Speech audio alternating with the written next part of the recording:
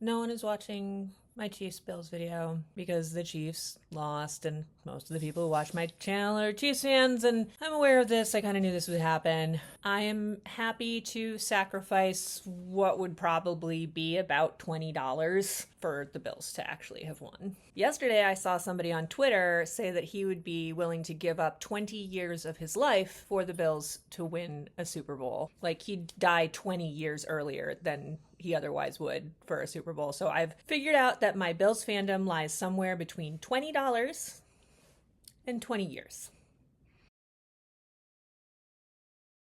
So week 9 is complete. Week 10 is actually technically started, and I'm sorry for those of you who were looking forward to my very insightful viewpoints on what was going to happen in the Broncos-Raiders game in my members-only picks video, which I will be putting up on Saturday. For the record, I would have picked the Broncos. Also, for the record, the Broncos being the #1 seed in the AFC right now is hilarious. Like, what's happening right now, you guys? Like, what's going on in the NFL? That's the worst 8-2 team I have ever seen in my life. I stopped watching that game when both teams flubbed punts, one right after the other. I think I see where this is going. Nothing good is about to happen here. But let's talk a little bit about week 9. You know, honestly, I said this during my stream. The Bills-Chiefs game was really the only interesting matchup of the whole week that I was particularly interested in. Obviously, I have a vested interest in it, but I also like watching other teams. Nothing that week spoke to me. As you may have noticed, I was not optimistic headed into that game. I did not think that we were coming in with an appropriate level of defensive playmakers. I was wrong. I don't know what's going on since McDermott took over play calling for the defense, which he hasn't kind of really admitted that he's taken that job away from Bobby Babich completely, but he clearly has. You know, they came into the game with a situation at the D-line that was not great, and they cooked up a lot of, I am not a play design person by any means. I just like watching football. But they were doing stuff up there that looked nothing like anything that they had done the rest of the season or last season. Like, I'm very used to, like, we got our defensive tackles, we got our defensive ends, we got our linebacker. You know, it's very linear. We had Dorian Williams coming in from linebacker into the tackle position. We had Michael Hoyt before, God bless him. He destroyed his body on our behalf. He was dropping into the middle next to Walker. Like, there was just so much going on, just constant pressure. And then on the back end, what the hell happened to Cole Bishop? Like, where did this kid come from? I mean, I've been very pro Cole all along. I've said I'm seeing a lot of growth out of him. I'm optimistic for his development. That was like a huge jump. I can't think of any other player on our team in a long time who's been that disruptive in the secondary. Just breaking up passes. He was playing so hard, he almost knocked the interception out of Max Harrison's hand. He didn't, thank goodness. That would have been a very Taylor Rappy thing for him to do. So apparently he's learned a little bit from his time next to Taylor Rapp, but it looks like he may have learned a little bit more from his recent time next to Jordan Poyer. So let's keep that moving forward. Max Harrison, great performance out of him in his first home game. Never seen that level of joy from a rookie after a game before. It was super fun to see. I mentioned Michael Hoyt. Michael Hoyt is a maniac. Okay, so first of all, this is going to sound kind of weird, but like looking at Michael Hoyt, all I can think of is he looks like if Elijah Wood was Canadian and on a ton of steroids. Just like huge mountainous hobbit man. Haven't been able to play with these guys since preseason, so. All right, then, keep your secrets. He tore his Achilles and finished the rep on one foot. That's bananas. Who is this guy and how fast can we heal his Achilles? Josh had a phenomenal performance statistics-wise. I don't think he did anything particularly flashy. He was just very consistent in a way that he has not been in a long time. So I was super happy about that. I was saying as it was happening, I was like, where's Kincaid? Where's Khalil? Pass him the ball. This shouldn't be hard. Made it look not hard. And we finally passed the ball to James Cook. So we should do that more, but at least I can take that off my little annoying checklist of things that Joe Brady is doing that's driving me crazy, which is not utilizing James Cook in the passing game. He saved it for the exact right moment, made my heart sing. We're good. I'm good with Joe Brady this week. I swear. On the Chiefs side of things, you know, it was interesting. I watched a little bit of the Kelsey Brothers podcast, which honestly, the more interesting part of that was not Travis's talking about his hit by Cole Bishop, which was Kelsey comes out, Bishop comes flying. And he sounded exactly like what I thought he was going to say, which was, yeah, I got the wind knocked out of me. It sucked. And I went in the back and they examined me and I was like, why? And now I'm fine and it's fine. It was a really hard hit. But Cole Bishop weighs like 190 pounds soaking wet. Travis is fine. What was more interesting in the podcast was Jason Kelsey.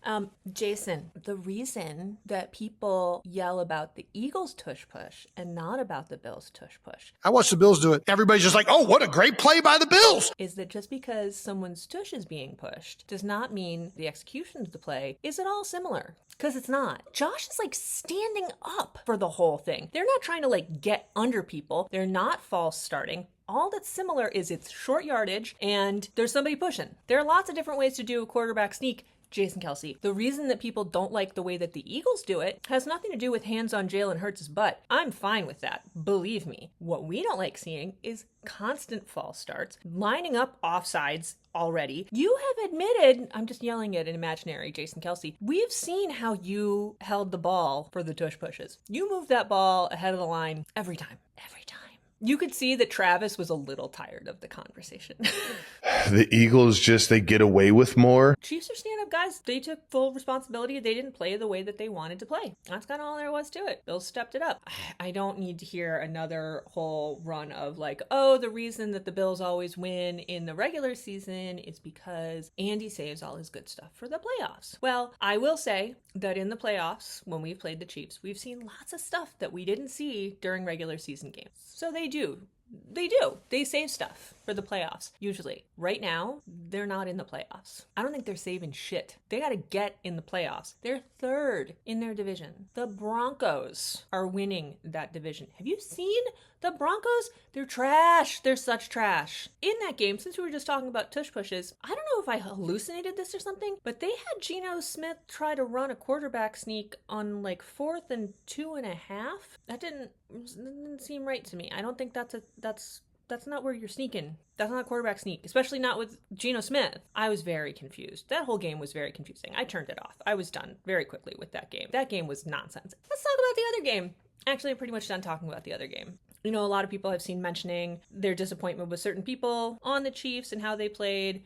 Pat his stats were not good, but he didn't look a fucking mess. We just were all over him. And Cole Bishop was playing spoiler down the field. So we figured out a way to deal with Pat. And then on the defensive side, people were complaining about the D-line, which is understandable. There's always been a ton of focus on Chris Jones because he's so good. He's not doing a lot this season. And the problem to me is, if you watched last season, I talked a lot about the up-and-coming George Karlaftis, who I think was really being groomed to sort of fill a lot of the space that Chris has played, because Chris is getting old, and have that same sort of effect on a quarterback. He's been real quiet since he got his bag. I mean, I'm seeing Karlaftis, don't get me wrong. There have been Karlaftis good plays, pressures, sacks, I think. Yes, at least one sack I can think of. But it's not like catching my attention. Last season, it caught my attention. Now it's just sort of like, okay. That's pretty much all I think I wanted to say about the game. You guys have a bye this week. If you're Chiefs fans watching this, you have a bye this week. I will be watching Bills Dolphins, which,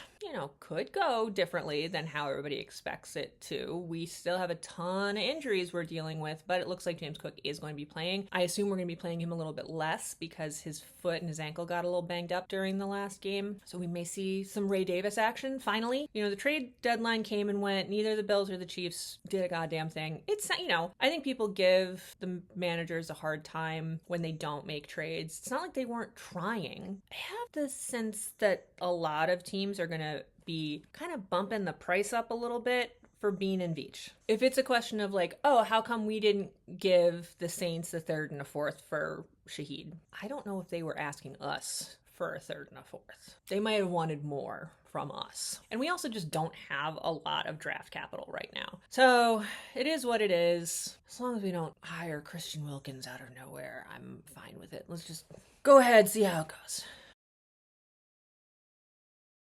Only other thing I really sort of wanted to touch on about this past week. In the Cowboys game the other night, Marshawn Kneeland, who's a second-year defensive end, I believe, scored his first touchdown ever on a fumble recovery. And then 2 days later, he killed himself. There's a lot of confusion about like the sequence of events of like when there was a welfare check called in on him, whether he was running from the police because he was already planning to kill himself, whatever happened. You know, the whole thing is really horrible and sad. And, you know, it's hard not to think that maybe there's CTE involvement in it. You know, everybody who's spoken of him said he's just a wonderful, really sweet, really thoughtful guy to everybody who visited the building or interacted with him at charitable events. You know, just random people online who are like, he was the nicest guy. CTE is obviously, it's crazy to think of it happening, piling up that much on somebody that young. You know, as a Bills fan, you hear a lot about what happened with Daryl Talley, how he had brain damage from CTE. It made it basically impossible for him to work. The NFL did not give him appropriate medical insurance coverage after his career ended. Bruce Smith basically had to pay for him to like live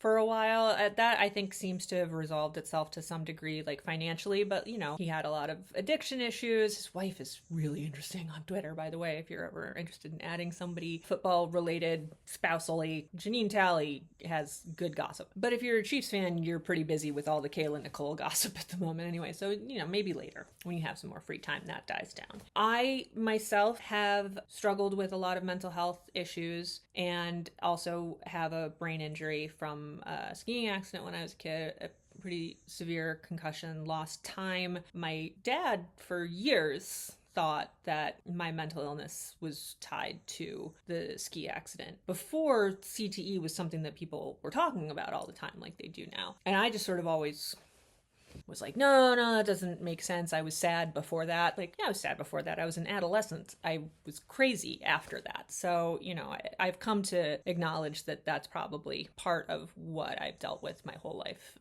has to do with that brain injury. And this is something that the NFL says it's taking seriously. I don't know how seriously they really do take it. And I think that's something that we as fans really kind of morally have to grapple with when we watch this game, is that we are watching people put their bodies and their brains on the line for our entertainment. It's a very gladiatorial kind of fucked up thing. And how do we deal with that? You know, nobody's forcing them to do it. They're having fun, but long term or short term, in some cases, I mean, Antonio Brown's going to prison, but I don't know if he's crazy because of CTE. He might have just been crazy to begin with. Above and beyond the CTE piece of things, I've struggled with serious chronic clinical depression my whole life, but I've been able to be in a position where I can be open about it and talk about it and reach out for help without the sort of stigma that I think happens to a lot of men when men are trying to deal with their mental health. So if you're a dude watching this right now, which I think the majority of people watching this are, I would just like to go on record as saying to you and to all of my male friends, who I have many of who deal with similar issues, it's okay. Like, it really is. It's okay to not be okay. It's okay to tell people that you're not doing okay. There is a weight on men in our culture. There's a different weight on women. We all have our own shit that we're dealing with. But there is this like thing embedded in our culture. And when people talk about toxic masculinity, I think that's usually it's not a useful term the way it's usually used. What I think of it as is things in our culture that are toxic. It's toxic towards men, not that men themselves are toxic. That we have ideas in our culture that are harmful to men. And I think one of the things that's harmful is making men think that they have to handle everything and be responsible for everything and never show weakness and never reach out for help. And even a guy who, to all appearances, has everything he could possibly want, that doesn't change what's going on in your brain when you're struggling. And it's fucking okay, you guys. Like, I can sit over here as a woman and be like, blah, blah, blah, blah, blah. I'm sad, I'm crazy, blah, blah, blah. And I don't get judged for it the same way that I think guys do by our culture at large. And then shit like this happens. And when guys decide to kill themselves, they do it. Guys don't attempt suicide. Guys aren't calling out for help with suicide attempts. They just fucking shoot themselves. And that's not okay. You know, as a person who myself has attempted suicide on multiple occasions, I am dealing with something like this close to home right now. Seeing the effects of that on the people that you leave behind is incredibly cruel and unfair, and leaves people sad and angry and guilty. And it's guilt that doesn't ever really go away because it's questions that'll never actually be answered. And I'm sure that Marshawn Nealon's family is in that position right now. So it's not okay to kill yourself. Don't do it. But it is 100% okay to admit that you're not okay. And people will help you. And that might not fix things. People just telling you how much they love you when you're really in it, that won't fix it. But hearing it enough times might make you go, okay, I need to stay. That's my ramble about that sad thing, because it's something that means a lot to me. On that really fucked up sad note, I hope you guys are all doing well. I hope any of you who aren't doing well have someone you can talk to about it. When something this tragic happens, the only thing you can do with it is try and turn it into something useful. Like, learn from this. We as a culture learn from this. We as a fandom learn from this. That you don't just always have to be the big strong guy. It's okay. So that was a bummer, and I'm gonna go make my members only picks video. If you're interested in becoming a member, I don't even know what my pricing tiers are right now. I'm so bad at this paid content thing, but if you want to throw me a little bit of scratch, you'll get to hear me ramble with absolutely no preparation about the rest of the games happening this week. I'll have that up on Saturday. So Chiefs fans, have a good bye week. Whoever else you're fans of, have a great whatever. And if you're a Bills fan, like me, go Bills.